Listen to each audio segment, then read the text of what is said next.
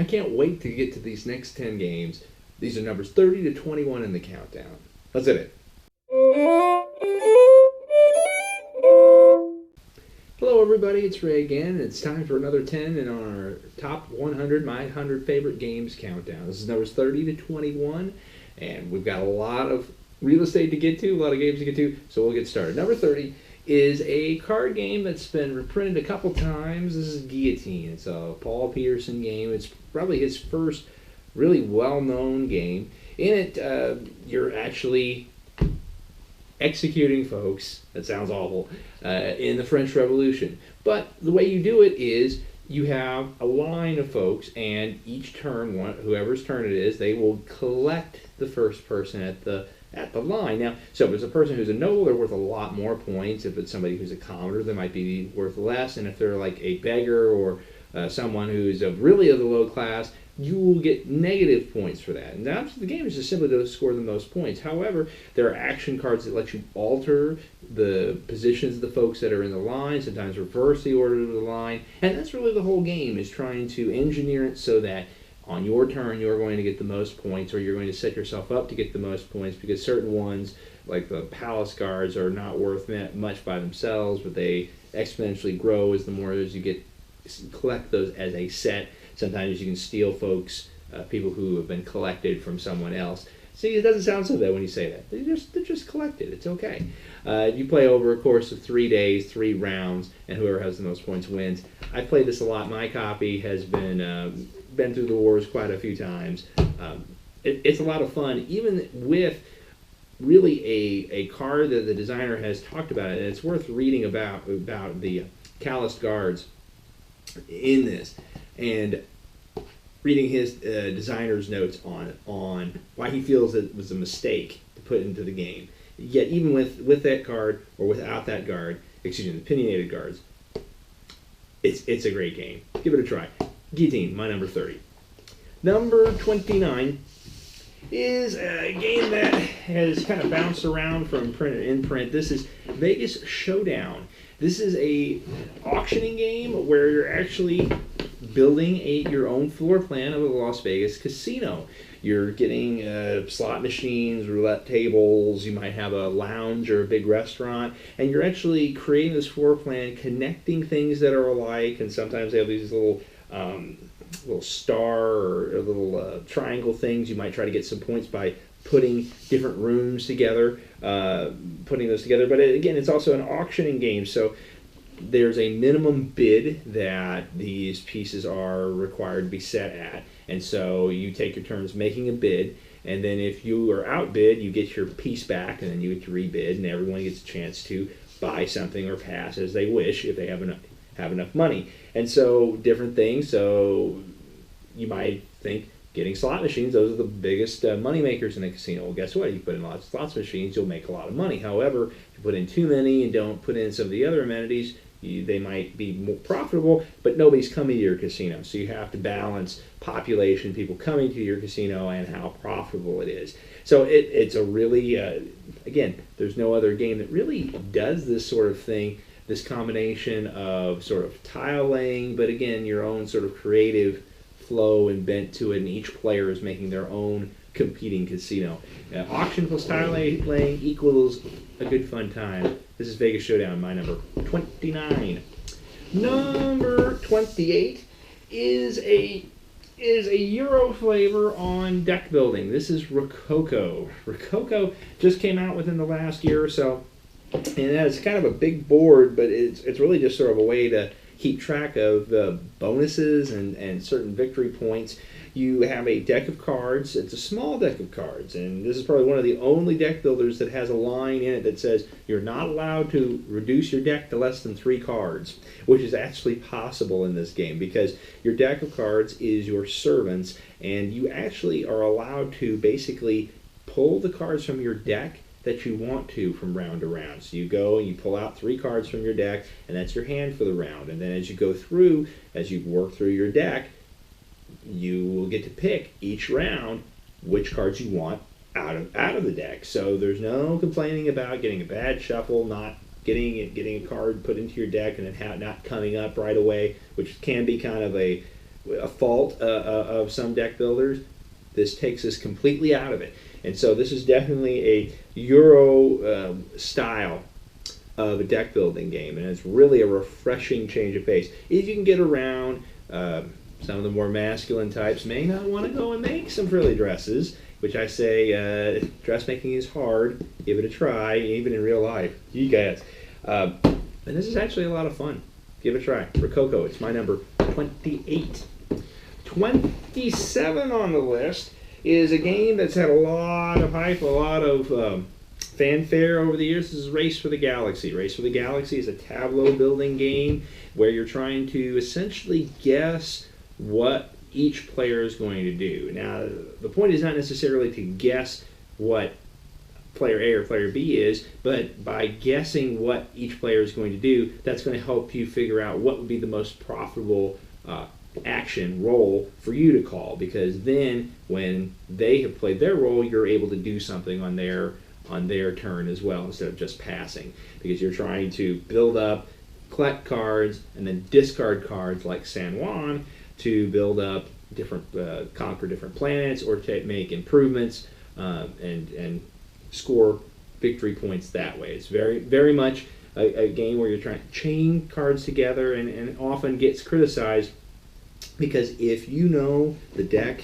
if you know what's in the box, what's in, or if you're playing with certain expansions, you are going to have a distinct advantage over someone who is coming in completely cold, because they are not going to be aware of what cards combo well with other cards, or what cards would be optimal to help you score points. Like, where are the uplift worlds? Well, okay, you know, once you start playing it, you know where these things are. If you're looking for alien goods, if you're looking for different things trying to score you points, or whether it's worth it going down a certain route to score points if you can't find others. But don't let advanced knowledge stop you. This is still a wonderful game at its core system, with or without the expansions. The base box is just fine. Race to the Galaxy, number 27. Number 26.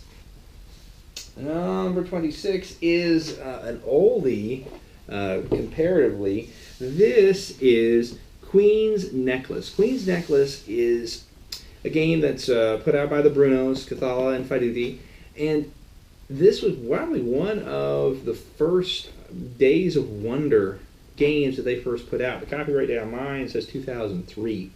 And the unique thing about this game is it has, each turn you're picking cards from a tableau of cards. You get 10 ducats to purchase cards. But the thing is, each card has a scale of what they're priced. And they have these little black brass rings that go on the cards. And each turn, if a card is left over from the previous player, then those brass rings are moved down one notch, and lowering the price of the card. So the card's on the table longer, it costs less. And no other game really does this mechanic, or does this kind of in such a neat way. The scoring in this game can be kind of brutal, because the way it works is it's a set collection game where there are 3 sales. You're collecting these gems, and a card will come up saying, okay, it's time to score. Well, each player will choose a number of all of the different types of gems that are in the game. So there's diamonds, rubies, emeralds, and amber. And what happens is you choose out of your collection. So everybody knows everything's face up. All the cards that are collected other than your opening hand are public knowledge. There's a couple cards that let you get some blind draws in there. But what you do is then each sale phase, you choose secretly from your collection what you want to sell, and whoever has decided to commit the most to be sold is the one who actually scores the points. And then you lose. If you're in second place, you lose what you've put out there. So if you put out like 5 diamonds and somehow somebody else had 6, well, guess what? You get 0 points for your 5 diamonds, and they're gone. They go away. And so that kind of can rub some people the wrong way. This was just reprinted by Cool Mini or Not in the last year, although it has some Monty Python-esque looking art that I'm used to this, so I'm sure it's just fine, but it's a little jarring when I'm used to the sort of French-inspired from 2003. And so I'm not getting rid of this one. And 2, the box, I don't know if they made any I do not know if they made any improvements or adjustments to the game in the Cool Mini or Not version. I also like the smaller box. This is Queen's Necklace, my number 26.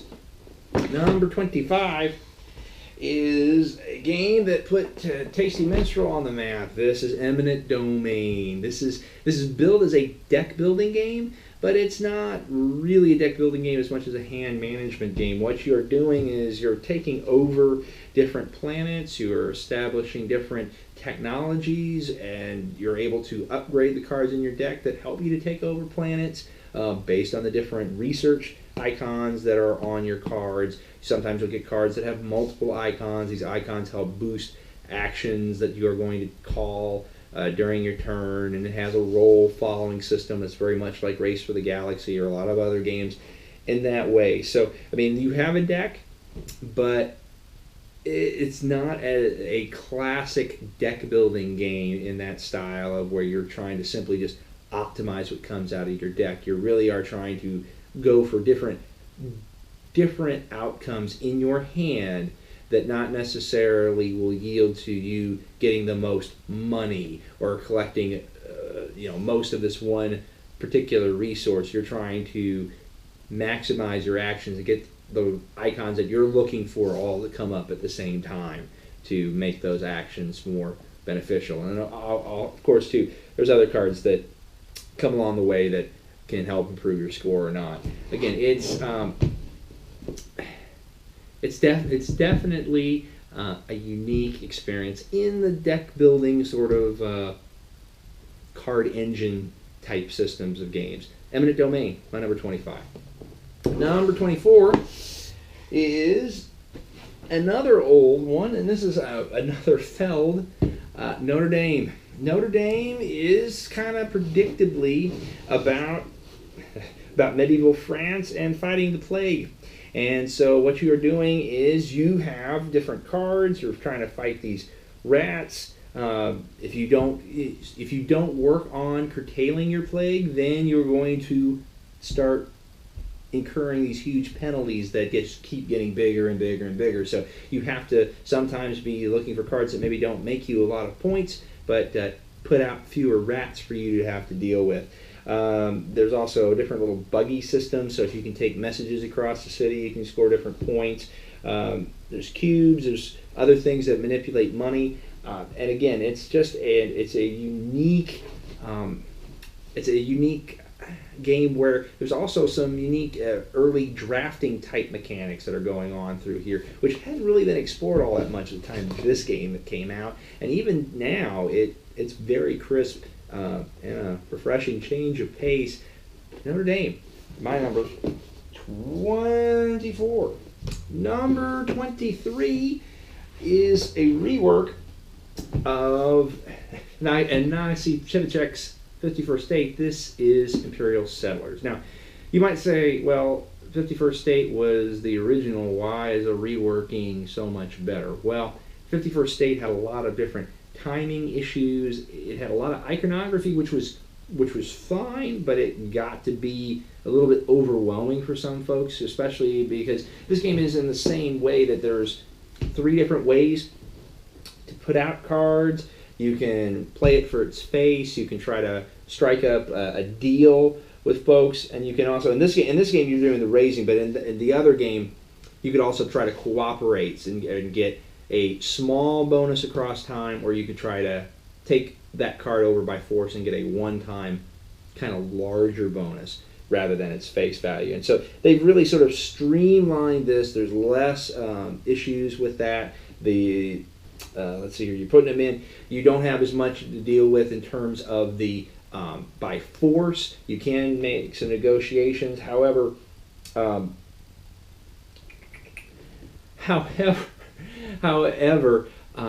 it just, there's a lot, the words are on there better, and it's also, there's fewer resource issues to deal with. Anyway, play 51st State. I would say play this one if if this is the first time for doing any sort of game like this. It's Imperial Settlers, my number 23. 22 is kind of a unique game where you're going across a mainland of Hawaii as a native, and what you're doing is you're settling these little villages, and you're building them with different huts. You're building them with different. Sometimes there might be a goddess for that particular village, and based on the things that you've put into it, you can combo those villages to score you a lot of points. It also has an interesting mechanic where you get tiki huts, and that tells you how far you have to build out your village in order for it to score its bonus points. So you can kind of ignore the tiki track, and then that means you have to build these super long villages. Okay, so you might not be able to build as many villages as you could. However, as you work on the tiki track, then each of your villages can be smaller, and you can have more of them, and then that way get to a final bonus on the number of villages that way. It also features a different action selection mechanism where you have a little chieftain and you can spend feet to try to get to different parts of the board, and so that's part of the game, is trying to ration your feet, ration your shells, that the currency that actually get things, to make it last over the whole round, over the course of the whole game, because you only get so many back. And two, they even got a thing where sometimes paying the cheapest for certain actions is not the best, because then you won't get bonus points at the end of the round because you didn't pay the most. So sometimes it's to your benefit to pay more for something just so that you can get those bonus tiles, those bonus tokens on here. Again, it's a lot. It's one of these games that is a lot harder sometimes to explain, but once you get through it, you can really see how well designed and what a good quality system it is. This is Hawaii, my number 22. One last one to go. Number 21, and this is one that we talked about before. This is Thieves. Thieves was the first review that I put out, and this is an archaeology game where you're collecting information. You're getting those about different archaeological sites, and those sites are represented by a canvas bag that has different tokens in them. And so you can go and take a dig, and actually you have to move yourself across the board to get to the dig site. You pull, and then you can spend so much time, so many actions to make so many pulls out of the bag. Some of those pulls are going to be priceless artifacts that are worth victory points at the end of the game. Some of those, however, are just going to be worthless sand. And so that's the game, is trying to figure out how many actions you're going to use at each of the archaeological sites to help maximize your victory points and to help you win the game. And two, you also have to manage your time, because going to these places is going to take a lot of time, and it's based on a calendar year. So you have 52 weeks in a year, you get 52 weeks in a round, and so based on whoever's taken the most actions to that point, whoever's taken the least is the person who gets to go. So it's kind of a battle to try to retain that the priority by taking the fewest actions and jockeying for position, because you might want to be the first one to a particular site, or a certain card. Somebody takes a card and then a new card opens up that you really need to either help advance your knowledge, or would be the right power if you need to help pull off having a huge dig turn. So again, it's a lot of fun, and again, it's a very unique mechanic, the individual bags, that isn't really done anyplace else. That's Thieves, my number 21. That's another 10 in the countdown. We're getting there slowly but surely. I thank you for watching these videos. If you like what you've seen, feel free to subscribe. You can also follow me on Twitter at InstGameReview. Thank you for watching. God bless you. And we'll see you again next time. Bye-bye.